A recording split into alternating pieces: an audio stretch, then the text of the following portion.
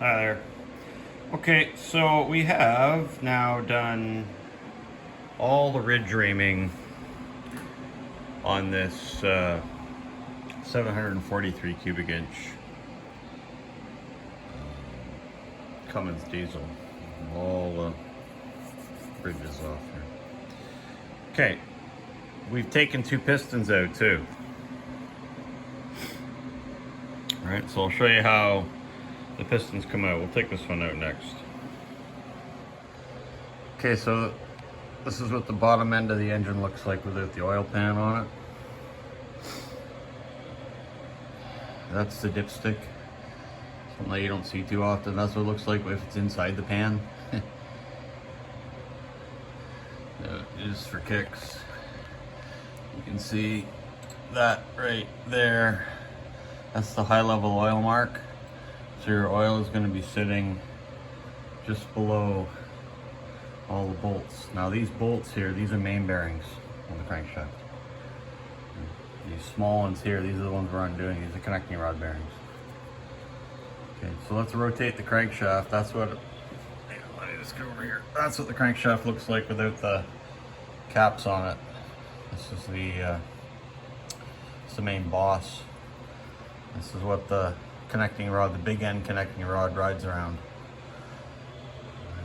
And that's one there that we're going to take off. So let's rotate the crankshaft and make these come to the bottom here so we can get a bolt on, so we can get a wrench on them and undo. Okay, so I've rotated it around and these now are at the bottom. Okay, I'll show you the rotation after I set the camera up after, but let's get these undone and then we can pull that out. All right,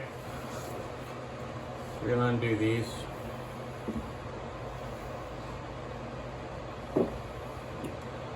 And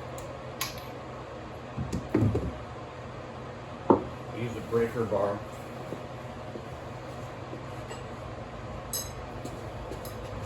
Right now they're at 140 pounds per square inch of torque.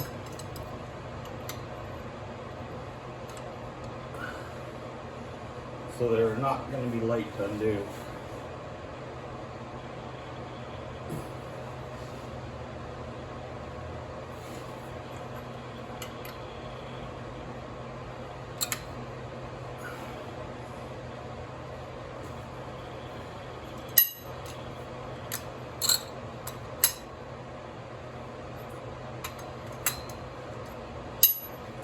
Okay, once you get them undone,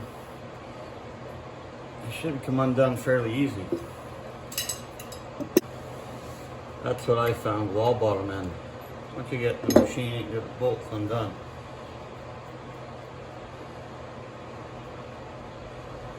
Okay, so I bring them down a little bit like that, but then I take a soft hammer and I just tap.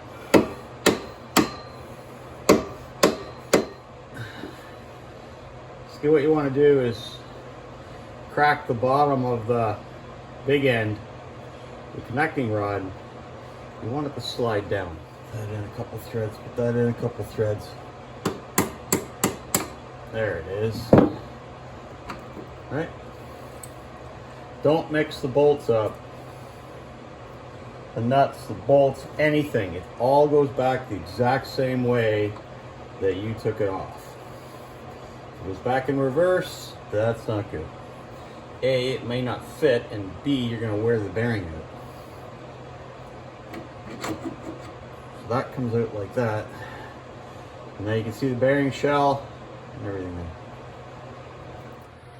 So there's your big end there. And the other half of the bottom of the crankshaft. You can see the bearing shell there, and we'll go over it at the bench, but let's get this one here out. So when you move this one, you get a rag and then clean it up.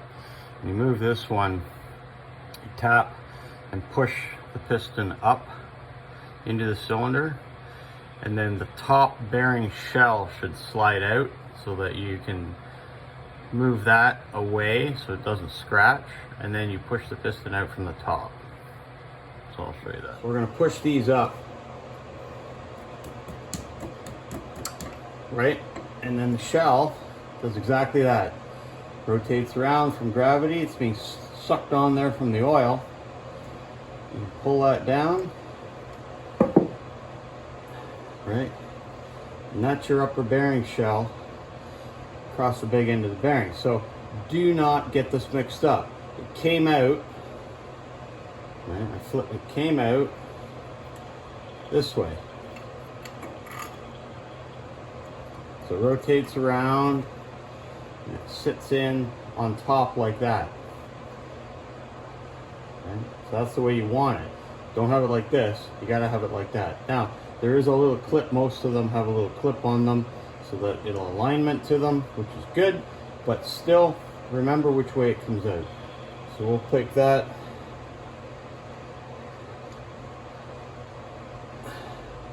And we'll put it together like that.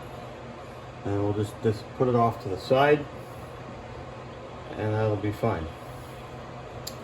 So now this is loose in here, and we push this up,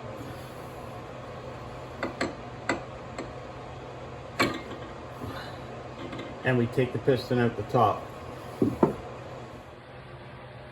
You can see the separation there of the connecting rod up in here from the crankshaft, and we'll push this up. And actually, if you look up in there, you can see the bottom of the piston. Okay, so I'm kind of far away, but I'm going to push the piston up with the butt of the hammer, so it's wood on wood. As it gets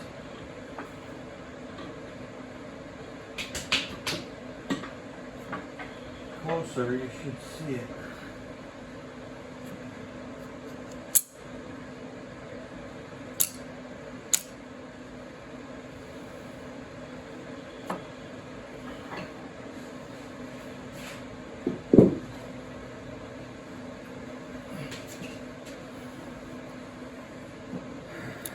The rings are popping out, which is good. You can grab it, lift it straight up.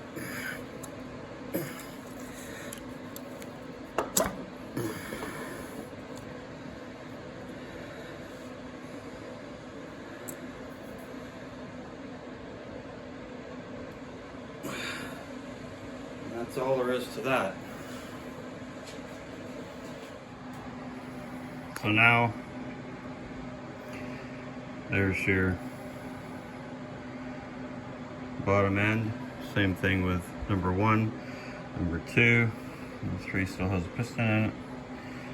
There you go. So the pistons come out. Again, that's the bottom end here. Alright, so here's the piston and the bottom end of the bearing shells here, and the lower bearing shell, sorry, and the upper bearing shell, which is here.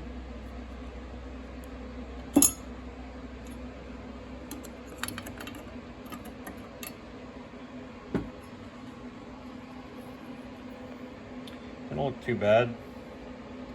It's a little bit of wear, but not that much. Looks good. When you take pistons out, you always index them, or which way they came out of the block, so you can put them back in. You don't put them in 180 degrees wrong, and you label them. Right? If you're going to take the connecting rod off from the piston pin, everything has to go back the same way. All right, like this goes on this way. You don't want them the other way around. The bearings won't last.